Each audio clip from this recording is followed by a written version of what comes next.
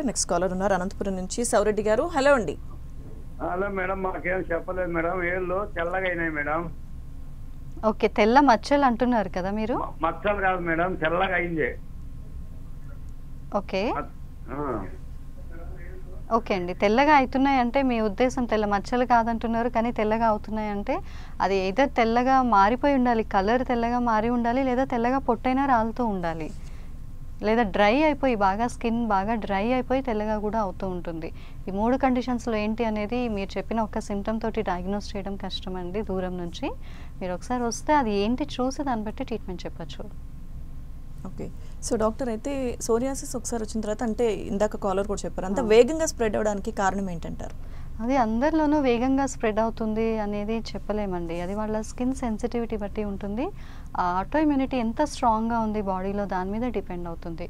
ఇప్పుడు కొంతమందిలో ఉన్నారు, చాలామంది పేషెంట్స్ ఉన్నారు, ఓన్లీ ఇప్పుడు ఫింగర్స్ పైన మీద లేకపోతే పామ్స్ సోల్స్ మీద ఉన్నారు, వాళ్ళకి కొన్ని ఇయర్స్ నుంచి అట్లాగే ఉంటుంది.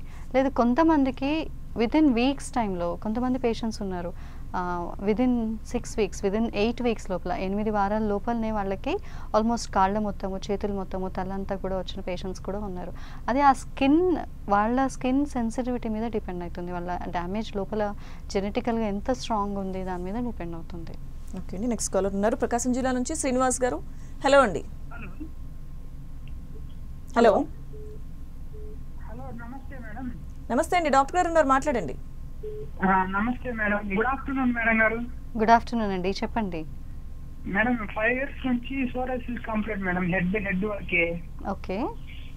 తలంతా పొట్టులాగా స్క్రాప్ లాగా రావటము, అంటే హెయిర్ గ్రోత్ అవగానే మామూలుగా అంతా తలంతా పొట్టులో రావటం, ఇరిటేషన్, అలర్జీ, ఇలా సిమ్టమ్స్ మేడం. అంటే ఎన్ని మెడికేషన్ వాడినా కూడా మెడికేషన్ వాడినప్పుడు బాగా రిలీఫ్ గా ఉంటుంది. ఎప్పుడైతే స్టాప్ చేస్తామో మళ్ళీ సిమ్టమ్స్ అనేది మళ్ళీ రిపీట్ అవుతుంది మేడం.